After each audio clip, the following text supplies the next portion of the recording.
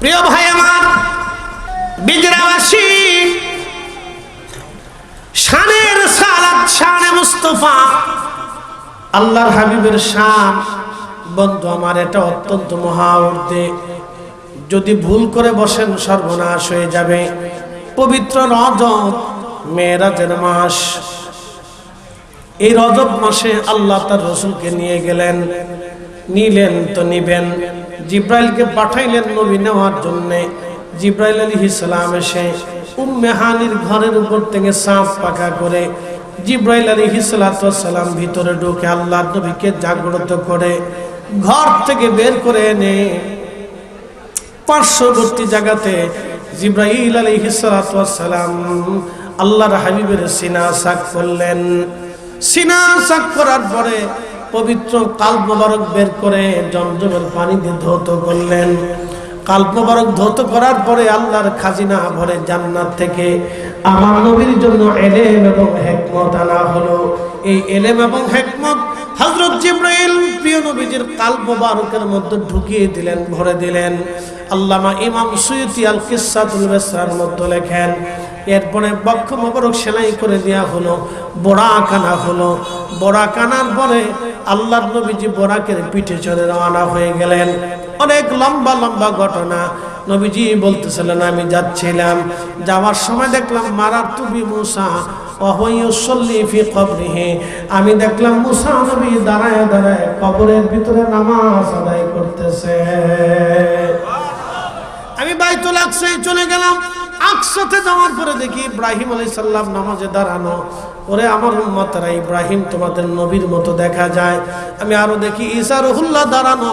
ঈসা রুহুল্লাহর চুলগুলি ঘাড় বাপরে। আমি আরো দেখলাম মুসা আলাইহিস সালাম নামাজ পড়ে, তার চুলগুলি কুকরানো, গধূম বর্ণের, বেশি লম্বাও না বেঠেও না, মিডিয়াম সাইজের। আমার উম্মতরা, আমি দাঁড়িয়ে আছি। এক এক করে ১৬ লক্ষ সাহাবী মসজিদের মধ্যে ঢুকলেন। ঢোকার পরে ইকামত শুরু হয়ে গেল।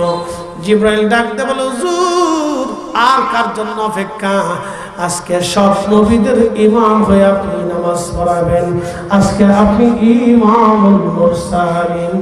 একবার জোরে বলা যাবে কি আল্লাহু আকবার।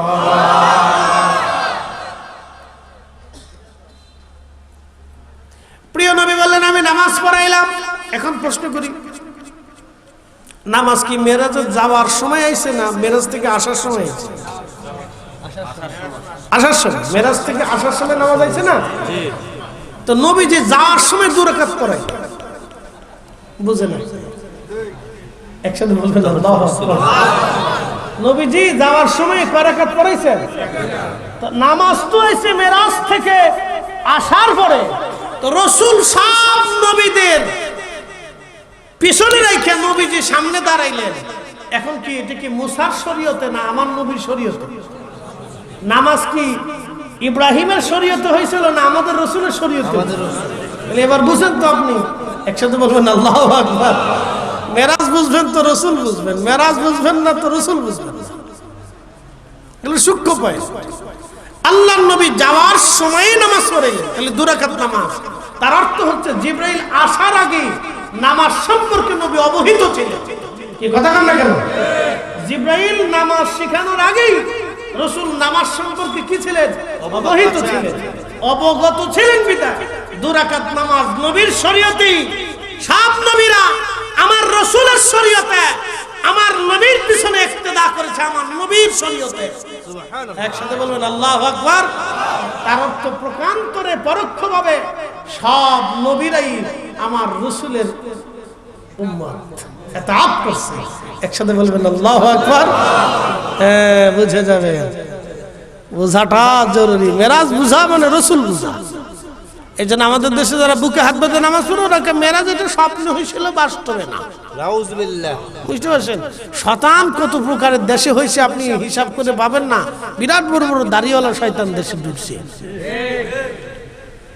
বুঝে সুঝে কাজ করে, কাজ যেটা করবেন বুঝে সুঝে করবেন, তাহলে বিপদ হয়ে যাবে, একবার মহা বিপদে পড়ে যাবে। তো আল্লাহ নবী নামাজ শেষ করে বের হচ্ছে, তেমন সময় একটা পাথর রাসূলকে সালাম দিল। সালাতু আসসালামু আলাইকা ইয়া রাসূলুল্লাহ।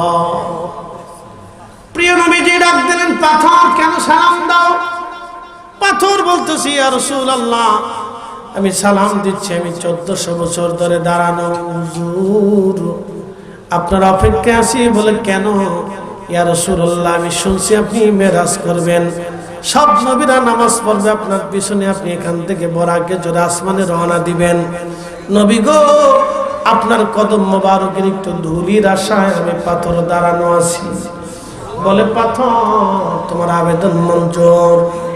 আল্লাহর নবী পাথরের উপরে কদম রাখবে, ঠিক তখনই আল্লাহ ডাক দিলেন, পাথর মোমের মতো নরম হয়ে যাও রে পাথর, সাবধান পাথর, আমার বন্ধুকে আমি দাওয়াত করেছি। আল্লাহর নবী কদম মোবারক রাখলেন, পাথরের মধ্যে নবীর কদমের দাগ লেগে গেল। এখনো সেই পাথর বাইতুল আকসাতে এখনো আছে। একসাথে আল্লাহু আকবার। মাকামে ইব্রাহিমে ইব্রাহিম আলাইহিস সালামের পায়ের দাগের পাথর এখনো মাকামে ইব্রাহিমে আছে। আর আমার নবীজির পা মুবারকের দাগের পাথর এখনো বাইতুল আকসাতে আছে। ওই পাথর থেকে এখনো বিনা আতরে বিনা সুগন্ধিতে পাথর থেকে সুঘ্রাণ আসতে থাকে। ওই পাথরে যে সুঘ্রাণ আমি ওহুদের জায়গায় একই সুঘ্রাণ পেয়েছি। ওহুদের যেখানে ফাঁকা জায়গাতে নবী বিশ্রাম করেছিলেন, রাত্রি বেলা গেলে সেখান থেকে আল্লাহর বেহেশতের ঘ্রাণ এখনো আসে। একসাথে বলেন আল্লাহু আকবার। আমি নিজের সাক্ষী, ঘন্টার পর ঘন্টা বসেছিলাম।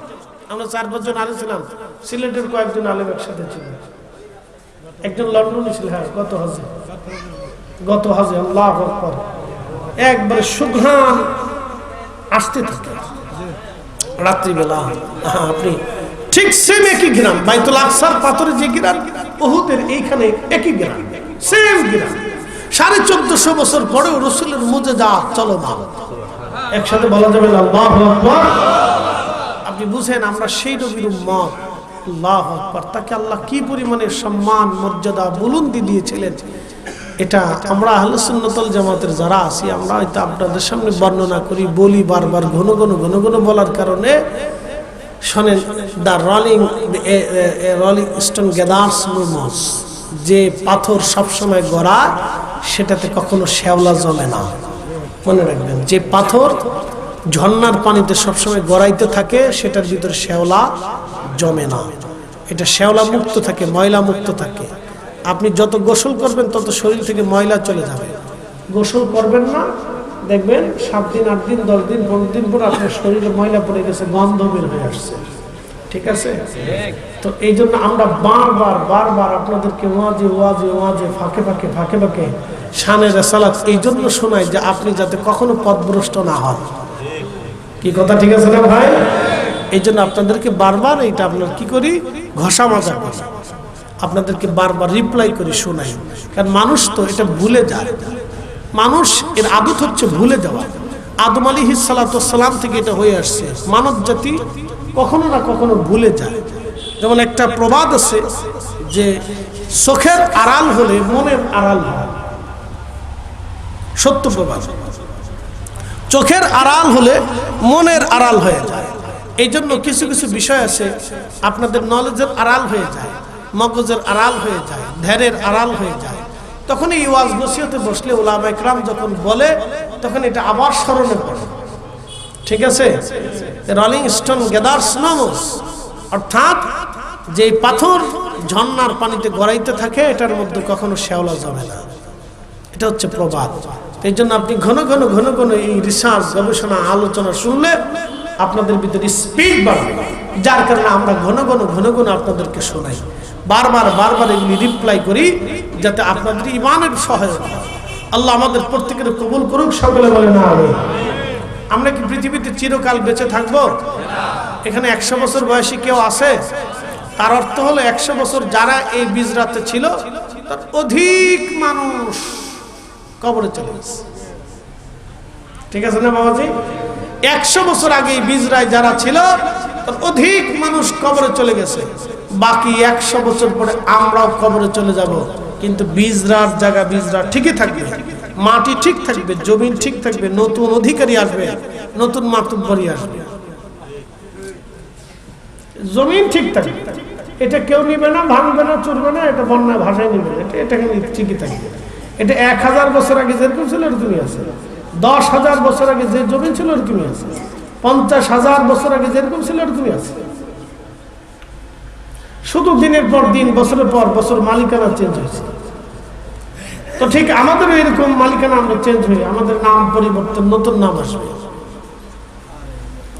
আমরা পরিবর্তন হয়ে একসময় কি হয়ে যাবো? মাটির সাথে মিশমার হয়ে যাবো। মানুষের ইন্তেকাল 24 ঘন্টা পরে পায়খানা রাস্তা দিয়ে দুর্গন্ধ আসে, একটা পোকা ছড়ায় যায়। এই পোকাটা সারা শরীরের মধ্যে ছড়াইয়া গন্ধ ছড়াইতে থাকে। তখন মানুষ সবাই বলে তারে কবরে দাও, কবরে দাও, কবরে দাও।